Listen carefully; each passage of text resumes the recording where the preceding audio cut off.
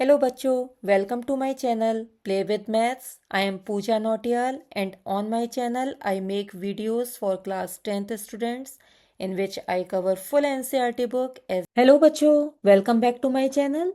I am Pooja and today we are continuing our class 10th standard sample question paper. So today we are continuing the sample paper and diving into the next questions step by step, concept by concept. So by the end you will feel totally ready for your finals. Let's begin the question paper.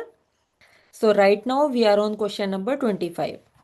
In this question it is given that a horse is tethered to one corner of a rectangular field of dimensions 70 meter and 52 meters by a rope of length 21 meter. How much area of the field can it graze? तो इसमें देखिए आपको क्या दिया हुआ है कि एक हॉर्स है, रेक्टेंगुलर फील्ड के एक कॉर्नर पे ये बंधा हुआ है. जो रेक्टेंगुलर फील्ड है वो 70 मीटर्स बाय 52 मीटर्स की है. एंड जो रोप की लेंथ है, मान लीजिए यहाँ पे हॉर्स है और ये जो रोप की लेंथ है that is 21 metres. How much area the of the field can it graze? कितना फील्ड का एरिया ग्रेस कर पाएगा वो? कुछ इतना. जितनी बड़ी उसकी रोप है मीन्स ये रेडियस है इस सेक्टर का. और ये एंगल क्या है? सेंट्रल एंगल क्या है? क्योंकि ये रेक्टेंगल है तो सेंट्रल एंगल इज 90 डिग्रीज. ठीक है.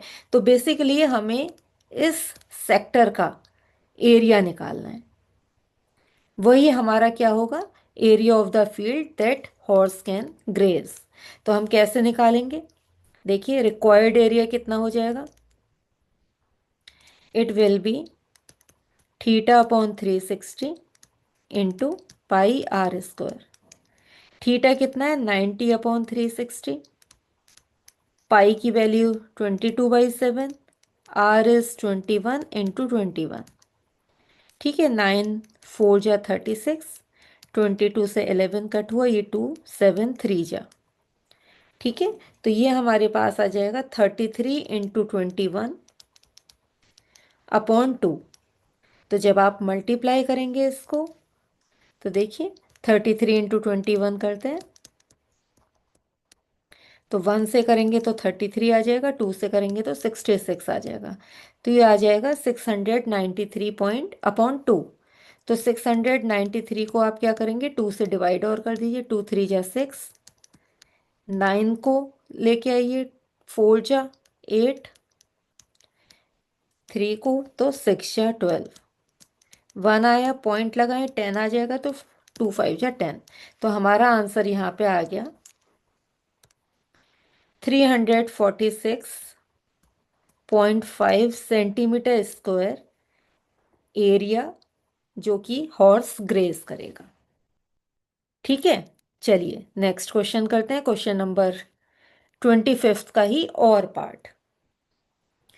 The long and short hand of a clock are 6 centimetres and 4 centimetre. देखिए long and short clock. Short hand, जो लॉन्ग हैंड होता है वो तो मिनट हैंड होता है और जो शॉर्ट हैंड होता है वो आर हैंड होता है. ठीक है. तो जो लॉन्ग हैंड है, मिनट का हैंड है. अब देखिए पहले आगे पढ़ते हैं. Find the sum of distances travelled by their tips in 24 hours. 24 hours में वो कितना डिस्टेंस ट्रेवल करेंगे? एक मिनट हैंड और एक आर हैंड. अब देखिए 24 आवर्स में मिनट हैंड कितने राउंड ले सकती है? 1 आवर में जो मिनट हैंड है वो एक राउंड लेती है. 1 आवर के लिए ये पूरा का पूरा एक सर्किल चलती है ना. 12 पे होती है और 12 पे ही वापस आती है. तो 1 आवर में ये कितना राउंड लेती है? One round. तो 24 आवर्स में कितना लेगी? 24 आवर्स का निकालना है ना. तो 24 आवर्स में वो 24 राउंड लेगी. तो long hand makes 24 rounds in 24 hours. ऐसी शॉर्ट हैंड की बात करें जो आर हैंड है. अब आप देखिए आर हैंड 12 आवर्स में पूरा एक राउंड लेता है ना, पूरा एक राउंड 12 आप घड़ी में चेक करिए अपनी। जो मिनट हैंड है वो 21 राउंड लेता है 1 आवर में। और जो हमारा आर हैंड है वो पूरा एक राउंड लेता है 12 आवर्स में। तो 24 आवर्स में कितने राउंड लेगा? 2 राउंड्स। तो short hand makes 2 rounds in 24 hours. Okay. अब रेडियस ऑफ सर्किल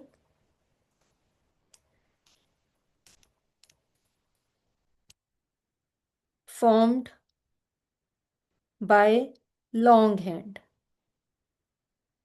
कितना है? लॉन्ग हैंड जो सर्किल बना रहा है उसका जो रेडियस है वो कितना है? 6 सेंटीमीटर है।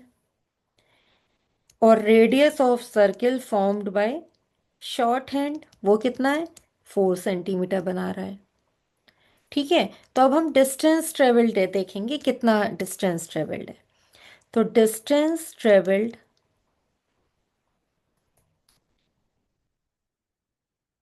Bye long hand in 1 round. 1 round में कितना करेगा, कितना डिस्टेंस ट्रेवल करेगा? जितना सरकमफ्रेंस है सर्किल के सरकमफ्रेंस के बराबर वो चलेगा। सरकमफ्रेंस क्या होता है? 2 पाई आर मीन्स 2। पाई की जगह पाई रखते हैं एंड आर इज 6 मीन्स 12 पाई। ये तो 1 राउंड में कवर करेगा, लेकिन जो लॉन्ग हैंड है वो कितना कवर कर रहा है? 24 राउंड्स कर रहा है। तो distance travelled bye long hand in 24 rounds कितना कर रहा है? 1 राउंड में 12 पाई कर रहा है, तो 24 राउंड्स में 24 × 12 पाई मीन्स जब आप मल्टीप्लाई कर देंगे इसको तो 288 पाई आ जाएगा। सिमिलरली हमें शॉर्ट हैंड का निकालना है। तो डिस्टेंस ट्रेवल्ड बाय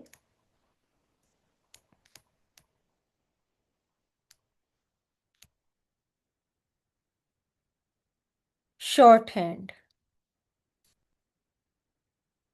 इन 1 राउंड, वही same circumference of the circle that is 2 pi r. लेकिन अभी जो आर है वो 4 है, तो 4 × 2 = 8 पाई हो गया। ऐसे distance travelled by short hand in 2 rounds कितने हो जाएंगे? 2 × 8, 8 पाई दैट इज 16 पाई।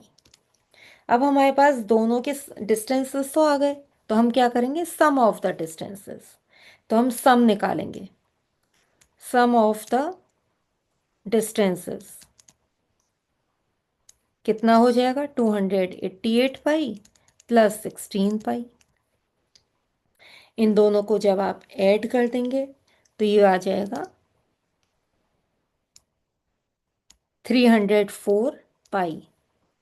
अब पाई की जगह आप 3.14 रखें, तो जब आप मल्टीप्लाई करेंगे 304 × 3.14 को, तो आंसर आ जाएगा 954.56 सेंटीमीटर।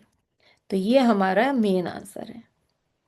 क्यों? क्योंकि इसमें देखिए क्या पूछा गया था क्वेश्चन में कि सम ऑफ द डिस्टेंसेस निकालिए ट्रेवल्ड बाय देयर टिप्स। कौन किसके टिप्स से? मिनट हैंड और आवर हैंड से। कितने आवर्स में? 24 आवर्स में। ठीक है। चलिए नेक्स्ट क्वेश्चन करते हैं। तो सेक्शन सी पे आ चुके हैं हम। अब इसमें है Shekhar wants to plant 45 corn plants, 81 tomato plants and 63 ginger plants. If he plants them in such a way that each row has the same number of plants and each row has only one type of plant, what is the greatest number of plants he can plant in a row? तो देखिए कितना होगा। तो greatest number निकालने के लिए हमें क्या निकालना होता है? HCF। किसका? 45, 81 और 63, इन तीनों का हमें क्या निकालना है, HCF निकालना है। तो क्या लिखेंगे, the greatest number of plants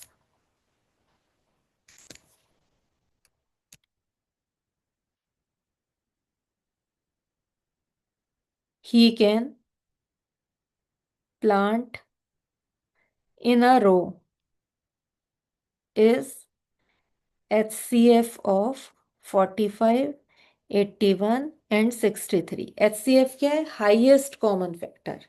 तो इन तीनों का हाईएस्ट कॉमन फैक्टर क्या होगा, देखते हैं, 3 से करके देखते हैं। 3 9 जा, 3 27 जा, 3 21 जा, फिर से 3 से हो जाएगा, 3 3 जा, 3 9 जा, 3 7 जा। अब इसके बाद कोई कॉमन फैक्टर नहीं बचा, तो हमारा HCF क्या हो जाएगा, 9। तो HCF हमारा कितना आ गया, HCF is 9। So 9 plants to be planted in a row. Okay, चलिए नेक्स्ट क्वेश्चन करते हैं। Question number 27th। So question number 27th में है, find the zeros of a quadratic polynomial इसका and verify the relationship between zeros and their coefficients. तो सबसे पहले middle term splitting से हम इसके जीरोस निकालते हैं। तो इसके फैक्टर्स हो जाएंगे 4 एंड 2, तो -4 एंड +2 मेक्स -8। ठीक है, x कॉमन लिया तो x-4, +2 कॉमन लिया तो x-4। तो ये आ गया x+2 एंड x-4। तो जीरोस क्या आ गए, जीरोस आर, जब x+2 को ज़ीरो रखा तो x की वैल्यू -2 आ गई, जब x-4 को ज़ीरो रखा तो x की वैल्यू 4 आ गई। तो जीरोस आर -2 एंड 4। ठीक है, अब हमें क्या करना है, वेरीफाई। वेरीफाई कैसे करेंगे, देखिए, x² -2x -8 है हमारी पॉलिनॉमियल इक्वेशन। इसमें a क्या है, 1, b क्या है, -2 and c is -8। Sum of zeros कितना होगा, हमारे पास जीरोस क्या थे, 4 एंड -2, ये जीरोस थे। तो सम क्या होगा इनका, 4 + -2 दैट इज 2। अब इस इक्वेशन के हिसाब से क्या होगा, -b/a, -b, minus of -2 upon a is 1, that comes out to be 2। तो देखिए वेरीफाई हो गया, यहाँ से भी 2 आंसर आ रहा है, यहाँ से भी 2 आ रहा है आंसर। ठीक है, अब प्रोडक्ट ऑफ जीरोस,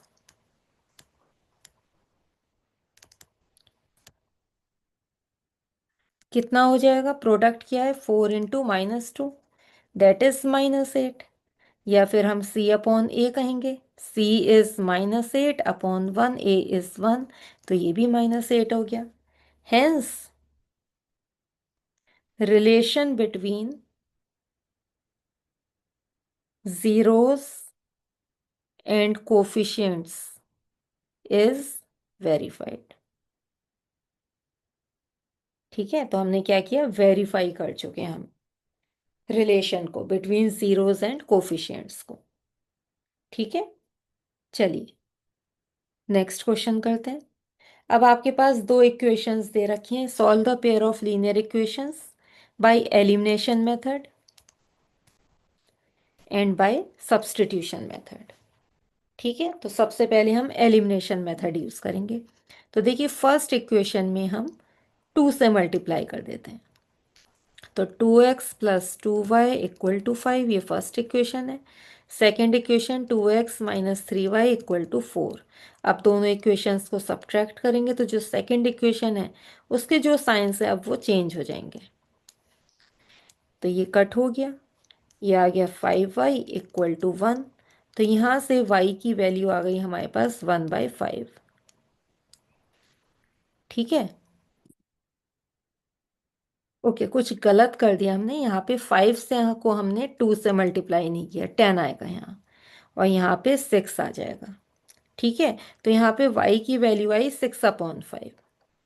अब हम क्या करेंगे, x की वैल्यू निकालेंगे। तो देखिए हमारे पास फर्स्ट इक्वेशन थी x plus y is equal to 5। तो यहाँ पे y की जगह 6/5 रख दीजिए। तो यहाँ से हमारे पास x की वैल्यू आ जाती है 5 माइनस 6/5। तो x की वैल्यू आ गई, एलसीएम लेंगे हम, 5 आपका एलसीएम आ जाएगा। तो 25 माइनस 6 इज 19/5। तो हमारे पास x की वैल्यू आ गई और यहाँ पे y की वैल्यू आ गई। तो ये तो एलिमिनेशन मेथड हो गया। अब आया सब्सटीट्यूशन मेथड। तो सबसे पहले इक्वेशंस लिखते हैं। x plus y equal to 5 है, and second equation is 2x minus 3y equal to 4। तो यहाँ पे x की वैल्यू निकालेंगे 5 माइनस वाई, और हम सब्सटीट्यूट कर देंगे सेकेंड इक्वेशन में। ठीक है, अब मल्टीप्लाई करेंगे। 2 5 जा 10 minus 2y minus 3y equal to 4। तो 10 minus 5y equal to 4। 5y को राइट में ले जाइए, 4 को लेफ्ट में। तो 5y equal to 10 minus 4 that is 6 आ गया। तो यहाँ से y की वैल्यू हमारे पास 6/5 आ गई, और इस y को अब x की वैल्यू में रख दीजिए। तो x is equal to 5 minus 6/5। ठीक है, 5/1 आ गया। तो x की वैल्यू आ गई, इंटू 5 करेंगे, इंटू 5। तो 25 माइनस 6/5। तो x की वैल्यू आ गई हमारे पास 19/5। तो दोनों ही केसेस में हमारे पास वैल्यू सेम आई हैं। ठीक है, तो आएंगी भी सेम, डिफरेंट नहीं आनी चाहिए। अगर डिफरेंट आई है इट मीन्स आपने कहीं पे गलत किया है। Okay, so that's all for today. If this helped you understand better, don't forget to like, share, and subscribe my channel for more sample paper solutions, concept revisions, and quiz challenges. Okay, thank you.